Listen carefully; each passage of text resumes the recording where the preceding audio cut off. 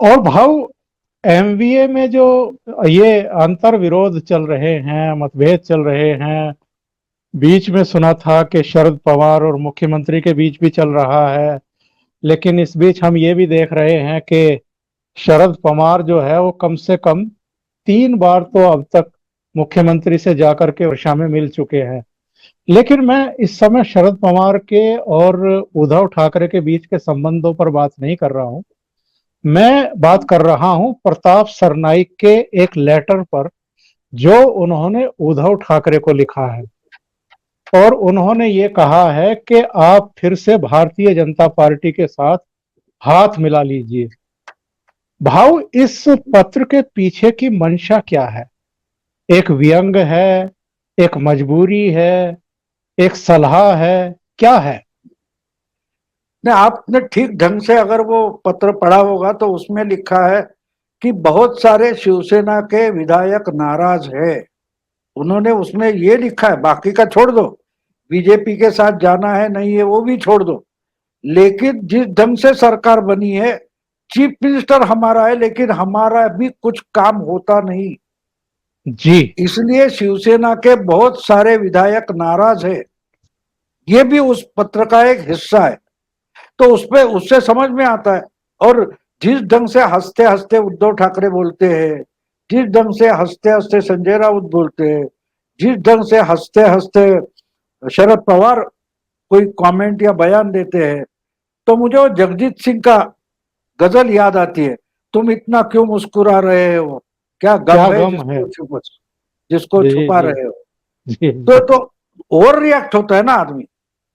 देखिए, रास्ते पर अंधेरा रास्ता है, अमावस की रात है, कुछ दिखता नहीं, और अकेला आदमी जो रास्ता दिखाई नहीं दे रहा है उस पर से चल रहा है ना, वो जोर शोर से गाना गाता है।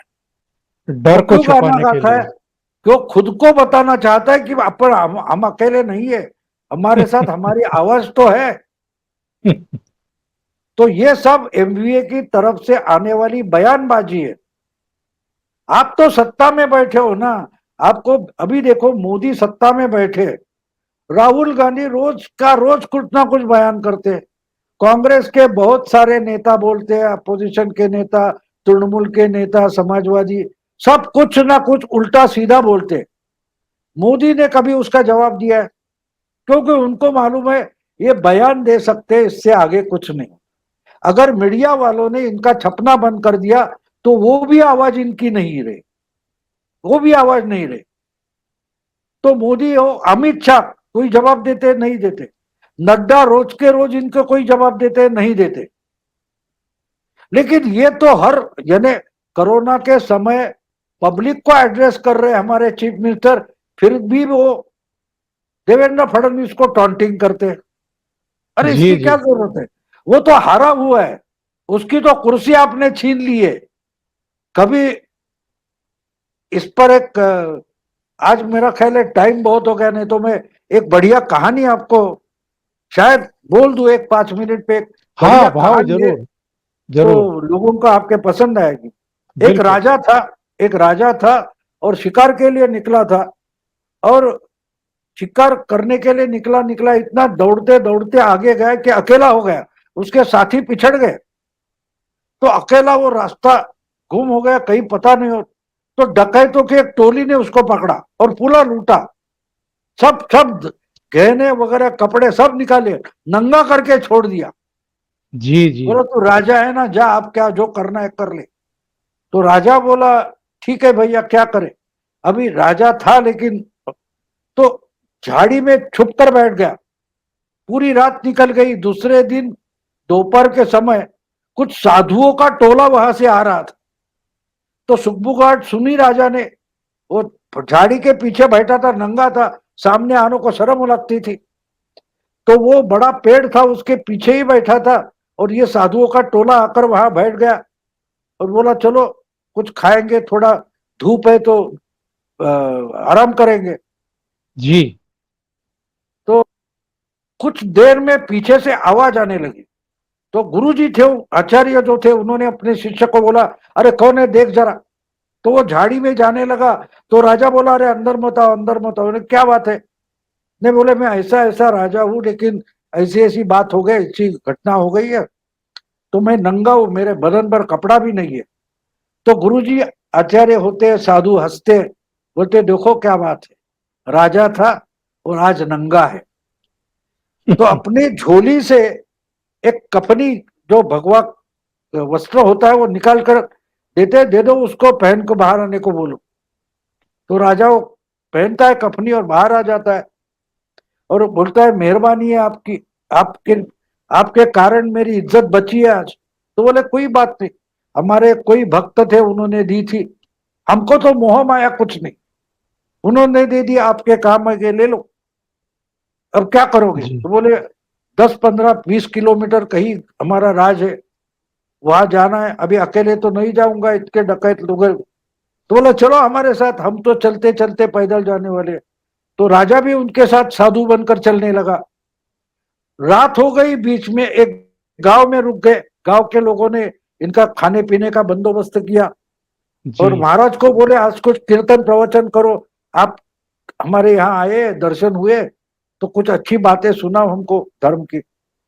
तो गुरुजी खड़े हुए कीर्तन करने, और बोलने लगे क्या क्या, और होते होते उस राजा की कहानी तक आ गए।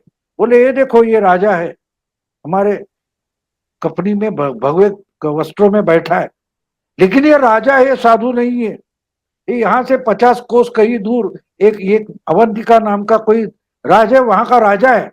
लेकिन जी किस्मत जी कैसी होती है, नियति कैसी होती है, देखो डकैतों ने लूट लिया, पूरा नंगा कर दिया, और उसके बदन पर जो कपड़े हैं वो कफनी मेरी है, मैंने उसको दान किए। राजा था, दान किससे लिया है, साधु से लिया है। जी तो जी होता है कीर्तन खत्म हो जाता है, लोग सोने निकल जाते हैं, इनकी भी वो व्यवस्था सुविधा की है, ये भी सोते हैं। तो राजा उठकर गुरुजी के पास आता है, बोले आपने तो बोला था आपको कुछ मोह माया नहीं है। तो बोला बिल्कुल नहीं है, इसलिए तो मैंने वो वस्त्र तुम्हें दिए थे। तो बोले मेरी कहानी आपने बताई, उसमें कोई गलत गलत नहीं था, लेकिन हम्म आप उसमें क्या बोले कि वो कफनी मेरी है। यानी आज भी आपने दान किया है, लेकिन वो दान आपको हजम नहीं हो रहा है, जी जी वो मेरी है, इसका मतलब आप मोह माया में फंसे हो। गुरु जी बोलते यार तू बिल्कुल सही बोल रहा है, इतना ज्ञान प्राप्त किया, तपस्या की फालतू गई, मुझे सोचना समझना जरूरी है, इसके आगे मैं सुधर जाऊंगा। दूसरा दिन सूरज निकलता है, दूसरे दिन चलते चलते चलते दूसरे गांव में पहुंच जाते हैं, जी और वहां पहुंच जाने के बाद फिर रात होती है, फिर कीर्तन होता है, फिर वो कहानी आ जाता है। अब गुरुजी बोलते हैं, और ये सब राजा कैसा था, उसको नंगा किया डकैतों ने, वगैरह वगैरह। वो बोलते उसके बदन पे जो कफनी है, वस्त्र है, वो उसके ही है। तो फिर रात को राजा उनको सोने के समय बोलता है ये क्या किया आपने, मैंने बोला वो तुम्हारी है। तो राजा बोलता है कि अगर मेरी है तो बताने की क्या जरूरत थी, क्योंकि आपके मन में पक्का है, आपके मन में पक्का है कि वो कफनी मेरी नहीं है, आपने दान किए, लेकिन आपका मन पकड़ के बैठा है वो तो मेरी है, ये तो वस्त्र मेरे हैं, और आपका मोह अभी भी नहीं छूट रहा है। गुरुजी फिर माफी मांगते, गुरुजी फिर माफी मांगते, बोलते मुझे सुधरना पड़ेगा, मेरी सोच बदलनी पड़ेगी। तीसरे दिन का सूरज निकलता है, फिर निकल जाते हैं, और तीसरे गांव में पड़ाव होता है, फिर वही कहानी कीर्तन हो जाता है, और गुरुजी बोलते हैं, फिर वो कहानी आ जाती है, और जी गुरुजी बोलते हैं कि ये ऐसा राजा है, उस पर ऐसी सिचुएशन कैसी आती है देखो।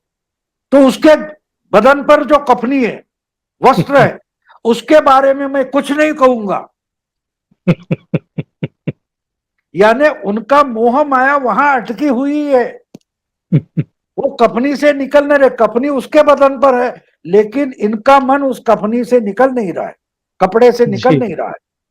जी जी तो महाविकास आघाड़ी हो, या उद्धव ठाकरे शिवसेना हो, या शरद पवार हो, या एनसीपी कांग्रेस हो, ये बार बार क्यों बोलते हैं कि आपको कांग्रेस ने नकारा बीजेपी को, क्योंकि उनको मालूम है, उनको मालूम है जनता का कौल, जनता का आदेश, जनादेश बीजेपी के साथ था, हमने चुराया है।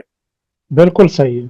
ये गिल्टी फीलिंग जो है वो इनको बोलने को सख्ती करता है, जबरदस्ती करता है, बोलो, सच बोलो। और जितना झूठ बोलने की कोशिश करते हैं उतना सच बाहर निकल आता है। बिल्कुल सही आप बात। आप हारे हो, ये 1.5 साल के बाद भी बार बार क्यों बोलना पड़ रहा है? क्योंकि उनको मालूम है कि बीजेपी हारी नहीं है। सही तो बात। ये कथा का जो निचोड़ है वो आप समझ लो। सही। क्यों उद्धव ठाकरे, क्यों शरद पवार, क्यों एनसीपी कांग्रेस के लोग नेता संजय राउत ऐसी बातें क्यों करते हैं? क्योंकि उनके मन में पक्का है कि हमने तो वर्डिक्ट चुराया है, बिल्कुल सही हमने है। मैंडेट चुराया है। मैंडेट हमें नहीं है, इसलिए चिल्ला चिल्ला कर बताना पड़ता है कि मैंडेट हमें है, तुम हारे हो।